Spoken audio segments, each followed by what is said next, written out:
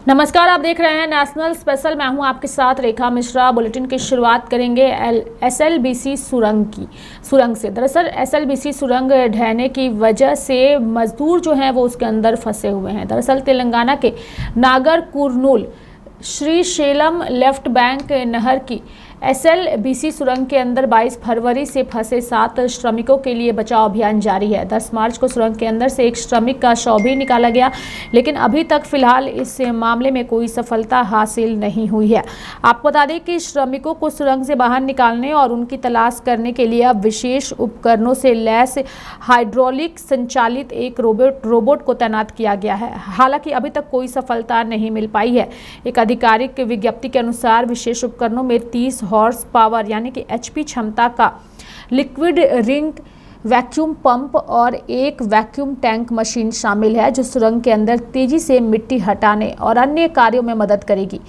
साथ ही ये भी कहा गया है कि नवीनतम तकनीक वाली मशीन का इस्तेमाल करने से काम को तेजी से और कुशलता से पूरा किया जा सकेगा।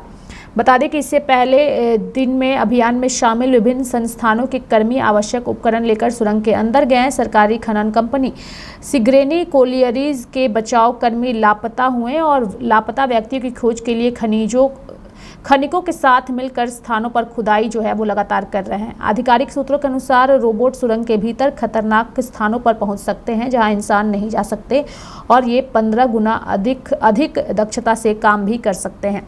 सुरंग में जो है वो लगातार अभी भी तलाशी अभियान जो है वो जारी है और श्रमिकों को बाहर निकालने के लिए हर कोशिश जो है वो की जा रही है।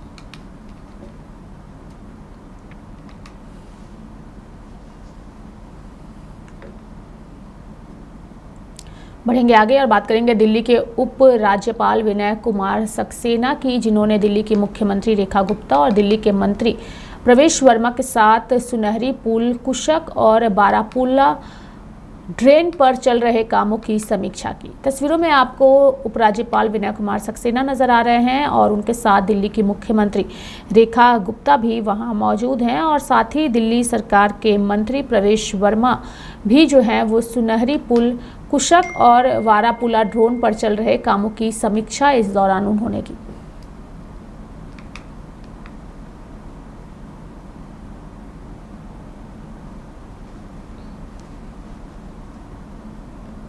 बढ़ेंगे आगे और बात करेंगे झारखंड की, जहां 14 मार्च को होली समारोह के दौरान घोरथंभा क्षेत्र में 2 समुदायों के बीच झड़प के बाद गिरिडीह में सुरक्षा बल जो है वो तैनात किए गए हैं। आपको बता दें कि झारखंड के गिरिडीह में 14 मार्च को होली के दौरान जो है वो 2 समुदायों के बीच झड़प हो गई थी, और इस झड़प को उग्र होता हुआ देख पुलिस जो है वो मौके पर पहुंची। फिलहाल गिरिडीह में सुरक्षा बल जो है वो तैनात किए गए हैं ताकि किसी तरह की कोई अनहोनी ना हो।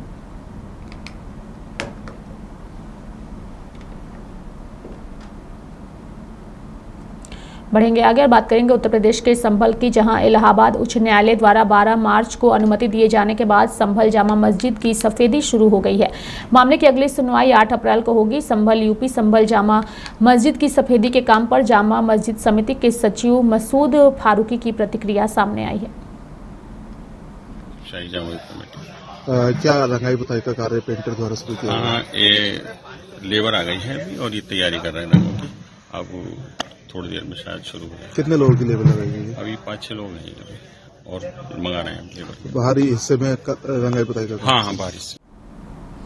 बढ़ेंगे आगे और बात करेंगे विजय सिन्हा की। दरअसल तेज प्रताप यादव ने नीतीश कुमार के आवास के बाहर पहुंच करके उन्हें पलटू राम करके चिल्लाया, जिसका वीडियो सोशल मीडिया पर तेजी से वायरल हुआ। अब इस वीडियो पर नेताओं की प्रतिक्रिया सामने आ रही है और जंगल राज की याद दिलाते हुए डिप्टी सीएम फिलहाल बिहार के विजय कुमार सिन्हा ने जो है वो तेज प्रताप पर हमला बोला है और कहा है कि जो बीज बोया जाता है पौधा उसी तरह निकलेगा। कि जो बीज बोया जाता है पौधा तो उसी तरह के निकलेगा, फल फूल उसी तरह का लगेगा। राजद का कल्चर वही है ना जो जंगल राज में था, जो डीएम एसपी को खैनी बनाने के लिए कहते थे, वही कल्चर है ना। तो बापे पुत परापत घोरा नहीं कुछ के तो थोरम थोरा, वो तो गुण रहेगा ही, इसमें कोई नया बात नहीं है।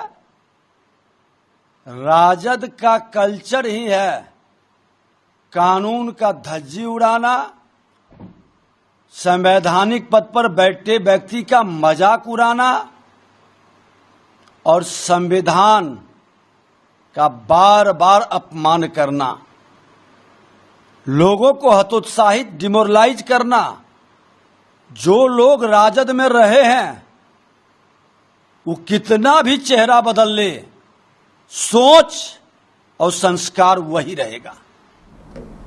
और गर्मी की दस्तक के साथ ही चिड़ियाघरों में जानवरों की मुसीबत बढ़ गई है। ऐसे में अगर हम बात करें कर्नाटक की, तो कर्नाटक के दक्षिण कन्नड़ के मंगलुरु पिलीकुलु चिड़ियाघर में जानवरों को गर्मी से बचाने के लिए वाटर टैंक जो है वो रखे गए हैं, यानी कि जानवरों को गर्मी ना लगे इसके लिए वाटर टैंक रखे गए हैं। स्प्रिंकलर पंखा भी लगाया गया है। मौसमी फलों के साथ विभिन्न इंतजाम किए गए हैं ताकि इस गर्मी में जानवरों को थोड़ी जो है वो राहत मिल सके। फिलहाल ये चिड़ियाघर की तस्वीरें हम आपको दिखा रहे हैं, जहां गर्मी से जानवरों के बचाव को लेकर के पर्याप्त इंतजाम किए गए हैं। जगह जगह पर पानी की व्यवस्था है ताकि जानवर जो है इस गर्मी में परेशानियों का उन्हें सामना ना करना पड़े।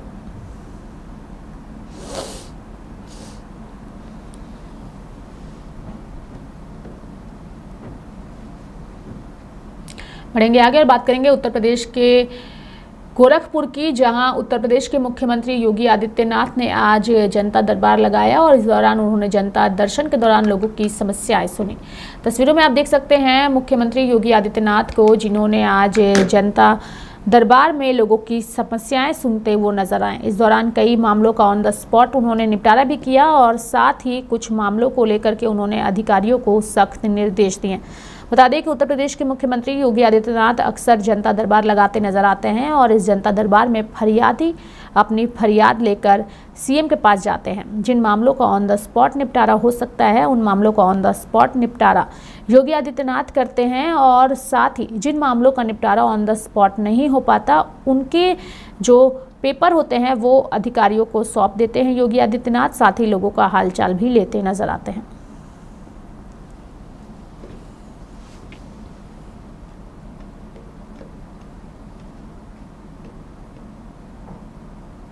बढ़ेंगे आगे और बात करेंगे जम्मू कश्मीर की, जहां एडीजीपी सशस्त्र पुलिस जम्मू और कश्मीर आनंद जैन ने जम्मू कश्मीर पुलिस द्वारा आयोजित जम्मू मैराथन को जो है वो हरी झंडी दिखाई और इस दौरान उन्होंने अपनी प्रतिक्रिया भी व्यक्त की।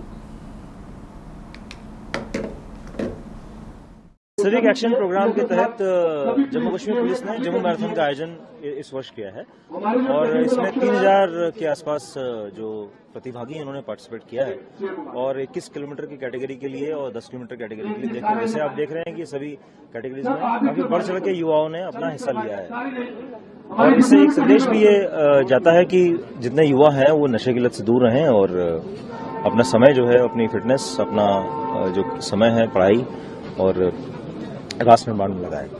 स्पोर्ट्स से कितना फायदा होगा युवाओं को? स्पोर्ट्स से हमेशा ही एक नई गति और ऊर्जा मिलती है, आपको एक नई दिशा मिलती है जिसके तहत आप अपने बल्कि जैसे आपकी पढ़ाई है उसके तहत आप जैसे फिट रहेंगे तो आपका पढ़ाई में मन लगेगा, आपका शरीर स्वस्थ रहेगा और आप अपना कार्य भी अच्छे से कर पाएंगे। तो इसका एक संदेश भी जाता है कि जो बुरी लतें हैं, बुरी आदतें हैं, उनसे भी युवा दूर रहें।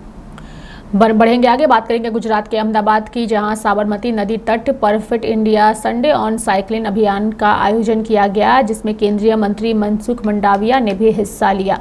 वहीं इस दौरान मनसुख मंडाविया ने पीएम मोदी के फिट इंडिया के आह्वान को चरितार्थ करने के लिए सभी देश में fit India Sunday on cycling अभियान को लेकर के अपनी बातों को रखा।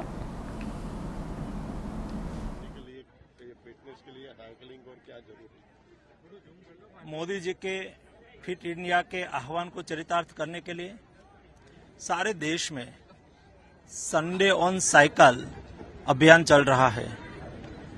जनता जुड़ रही है। धीरे धीरे संडे ऑन साइकिल देश में वर्क कल्चर बनने लगा है।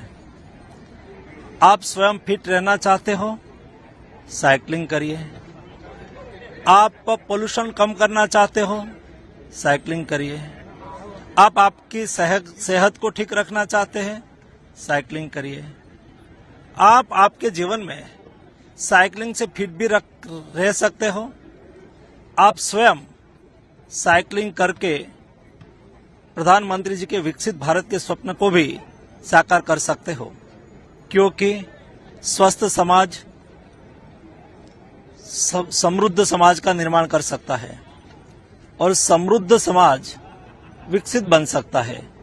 इसलिए देश के हर नागरिक फिट रहे। फिट रहने के लिए साइकिलिंग करे।